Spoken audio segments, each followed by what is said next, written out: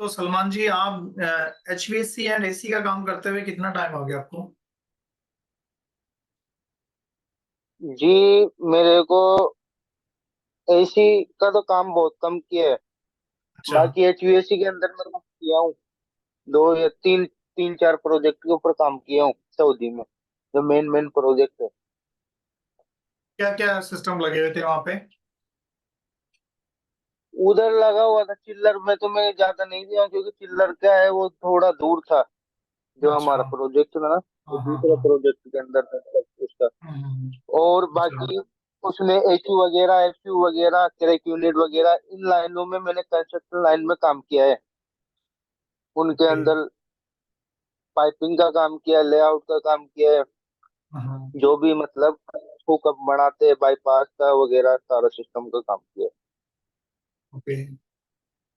Maintenance के project भी किए हैं क्या आपने?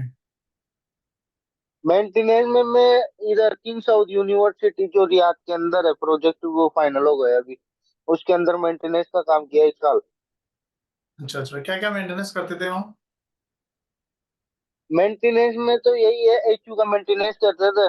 ब्लोअर का कोई मुश्किल हो गया या उधर पुल्ली वुल्ली का सेटिंग करना, शाफ्ट वगैरह और बेरिंग वगैरह का उनका मेंटेनेंस किया।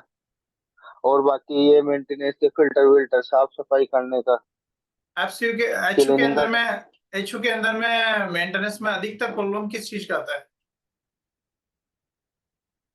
एचयू में? सबसे मेन प्रॉब्लम, हाँ सबसे मेन प्रॉब्लम मोटर के अंदर होता है, जो होता है ना पुल्ली के अंदर, कभी साउंड दे रहा है या फिर वाइब्रेशन हो रहा है। और बाकी फिर दूसरा प्रॉब्लम ये होता है, कभी कभी कूलिंग सिस्टम का प्रॉब्लम होगा, कूलिंग नहीं दे रहा है, आगे से लाइनें चौक हो गई या कुछ। फिल्टर का प्रॉब्लम होता है, जब फिल्टर चौक हो जाते हैं तो अच्छा, बेल्ट डस्ट का प्रॉब्लम वस्ट नहीं लग आता है? जाए। आप वी बेल्ट का भी प्रॉब्लम आता है, डैमेज हो जाता है। कभी रन आरपीएम ज्यादा होता है तो कभी कम हो जाता है, तो बेल्ट का प्रॉब्लम रहता है। अच्छा।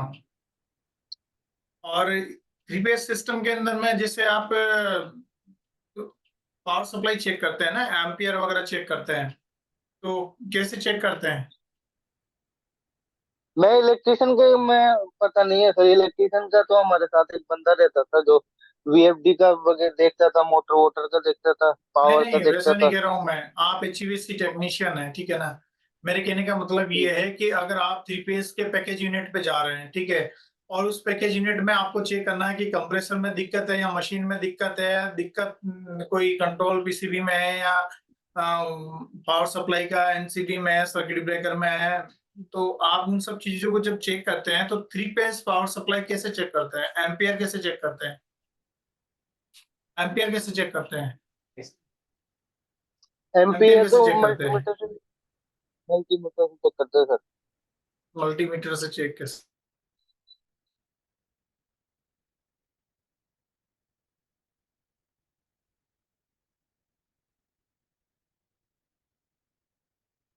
हेलो। मैं जी, आपको ये कह रहा हूँ, 3 फेज में एम्पियर कैसे चेक करते हैं? 3 फेज मशीन में एम्पियर कैसे चेक करते हैं?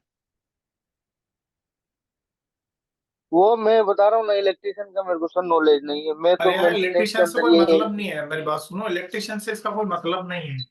मतलब आप जितने साल से काम कर रहे हो, सिंगल फेज स्प्लिट एसी के अंदर में एम्पियर चेक करते हैं कि यार 1.5 टन का एसी है तो कितना हम्म, एम्पियर ले रहा होगा, 2 टन का तो कितना ले रहा होगा। तो 3 फेज का मशीन अगर आप काम कर रहे हो, तो इंस्टॉलेशन हो चाहे मेंटेनेंस हो चाहे ट्रबल शूटिंग कोई सा भी काम हो, तो 3 फेज सिस्टम चेक करेंगे तभी तो हम आगे मशीन में रिपेयर मेंटेनेंस करेंगे ना, उसके अलावा कैसे करेंगे? हाँ इसका मेरे को सर पता नहीं है। अच्छा, आपने पढ़ाई कहाँ तक किया है? मैं 12th पास हूँ सर, और मैं सर्वेइंग का वो डिप्लोमा किया था, छोटा सा। तो आप इंस्टॉलेशन का ज्यादा काम करते हैं इसका मतलब प्रोजेक्ट पे? हाँ इंस्टॉलेशन का और कंस्ट्रक्शन लाइन का, लेआउट का वगैरह का इनका काम करता है। मेंटेनेंस का मैं 1 साल काम किया, उसमें बस वो एचयू का वो अच्छा स्टैंडर्ड अच्छा। वगैरह, क्लीन आउट कितना साल पीरियड हो गया आपको क्लीनिंग सऊदी का। अरेबिया में? मेरे को इधर हो गया 2017 16, 2 7 साल हो गया। 7 इयर्स हो गया। आप HVAC टेक्नीशियन की पोस्ट पे भी काम कर रहे हैं? हाँ मैं एचयूएसी पर ही काम करता था, लेकिन अभी 1 साल से इधर क्या एचयूएसी का काम नहीं है, तो 1 साल से इरिगेशन का काम कर रहा हूँ, प्लम्बिंग का। Okay okay okay. इधर क्या है, उधर इतना वो नहीं है, इधर पैकेज वेकेज यूनिट का सिस्टम है, तो उसमें वो दूसरा फील्ड है, योर की टीम आती है, वो ही देखते हैं। बाकी हमारा कोई बिल्डिंग, जो मैं जो कंपनी में काम करता हूँ सऊदी बिल्डिंग ग्रुप में, उसके अंदर में कोई काम नहीं है एचवीएसी का। अच्छा, जो ये यानी कि साइट चल रहे हैं ना वो। आप मल्टीपर्पज कोई भी काम बताएंगे आप तो प्रोजेक्ट पे आप काम करते हैं ना? हाँ, वही है ना, जो कभी मैं जरूरत जिस पड़ी तो कंपनी आप में काम कर रहा हूँ। कभी अगर इंस्टॉलेशन वालों की जरूरत पड़ी तो उसमें भी, प्लम्बिंग में भी, मैकेनिकल में भी, ऑल प्लम्बिंग का ऑलराउंडर टेक्नीशियन है यहाँ पर ना? मैं इलेक्ट्रिशियन को छोड़कर मैं प्लम्बिंग का काम भी किया हूँ, फायर फाइटिंग का काम भी किया हूँ, और एचवीएसी का ज्यादा काम किया हूँ, डक्टिंग का हम्म, काम भी किया हूँ, डक्टिंग इंस्टॉलेशन का काम किया हूँ, इंसुलेशन का भी काम किया हूँ उसका। अच्छा। फैब्रिकेट कर मुझे पता नहीं है, फैब्रिकेशन का, बस डक्टिंग का। आप एचवीएसी टेक्नीशियन है ना? हाँ। जी। एचवीएसी क्या होता है? एचवीएसी मतलब हीटिंग वेंटिलेशन एयर कंडीशन होता है। नहीं, होता क्या है मतलब एसी, एचवीएसी के अंदर में जो हम दो चीजों को देखते हैं, डोमेस्टिक और सेंट्रल और एचवीएसी, इन तीनों चीजों में क्या अंतर है?